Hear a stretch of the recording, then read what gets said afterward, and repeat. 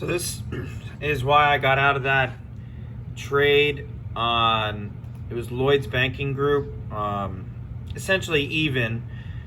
I lost the 67 cents commission, as we saw earlier, but I bought the contract for the exact price that I sold it on Friday. The reason I didn't wait it out and I moved over into into a Bitcoin producer is here.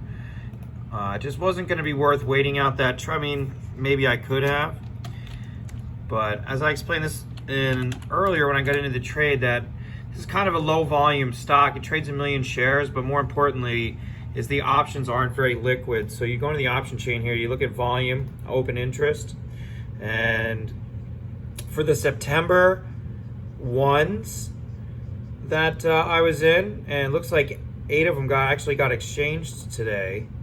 Let's see, did I lose out? Technically I made money because I got back my contract at 35. The last one sold at 37. So I did beat that by 2 cents by getting out early today. So 8 contracts exchanged hands out of a total open interest of 28. So that's more than 8.3. So it's a little bit less than 33% of all the contracts were exchanged today. So a decent amount of volume, but just very, very little. A decent amount of volume for this stock. But it being very little. And I mean decent volume because you had 8 out of 28 contracts exchanged hands today. Whereas look at October, the 1 o'clock strike, you had 5 contracts out of 1,000 exchanged hands today. So the reason that I moved over, that was just kind of a test trade because it was very cheap. So I looked for stocks that I like and know that there's more liquidity in these options. And that's why I got into this stock, Mara, today. Now this might work out pretty well. I got into October's $2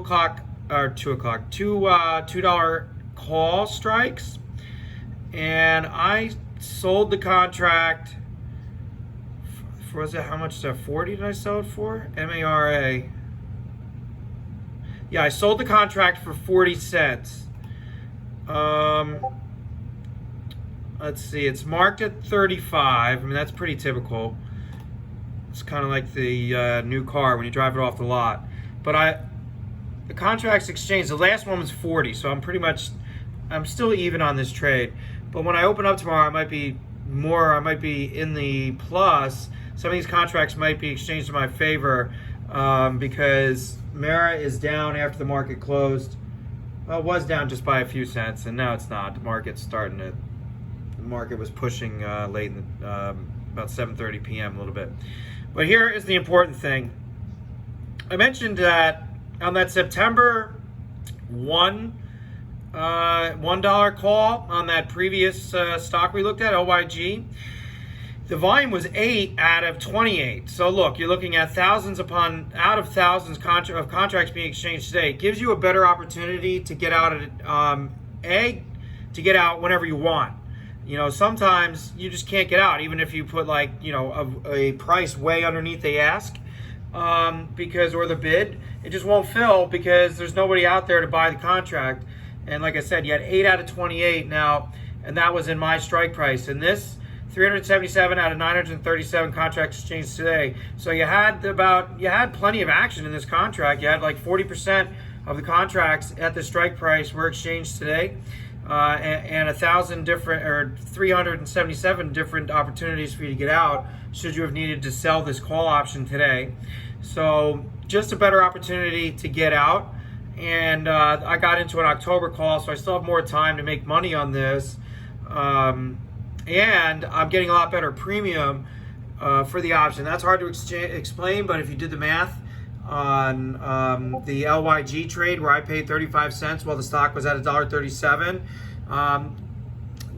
technically that's like breaking even right even before you begin, and you're not getting any premium. If you just do the math, that's basically the execution of the contract. Would put a break-even price right around the $1.37 that I bought it at, that I bought the underlying at. So you have to kind of understand what that means, but basically, I was getting no premium. The contract was not going to gain value or lose value via time decay until like the very last day. Whereas on this $2, whereas the underlying was $1.92 when I got in, this $2 call should, the stock was not in the money. So you should be getting a premium just based on the simple math of 100 shares at that stock price.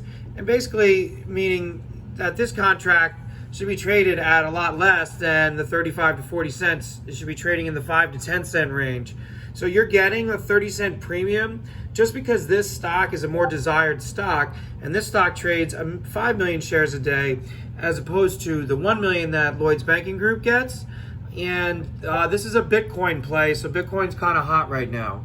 And this stock had a nasty little pullback, so I'm trying to play the pullback or play the bounce, hopefully going back up. And if it doesn't, not only do I get to win on the premium here on this contract, but I can hold these 100 shares, and if this stock stays under $2, then I don't even have to buy this contract back. It's just going to expire worthless, and I get to keep the 40 cents that I bought it for. Now, if Merit takes like a 10-cent dip tomorrow, and I can get this contract back for 20 cents, I'll probably do it and hopefully watch the underlying, and that would win on the trade, because if I was down 10 cents, I'd be down $10 on the underlying, but I still gained 40 on this trade. So to get out of this trade, if it only cost me 20 cents and the underlying is at another 10 cents down, well, I mean, out of that 40 bucks that I sold this contract for, my underlying is going to be down about 20 cents, so I'll be down 20 bucks, but I still gained 20 bucks because I sold the call contract. So that's the idea of selling covered calls, and this is, again, selling covered calls, not naked calls. Naked calls is very, very not necessarily risky, but it costs a lot of money to open up the trade. So that's kind of what I talk about when I can't afford to get involved in trades.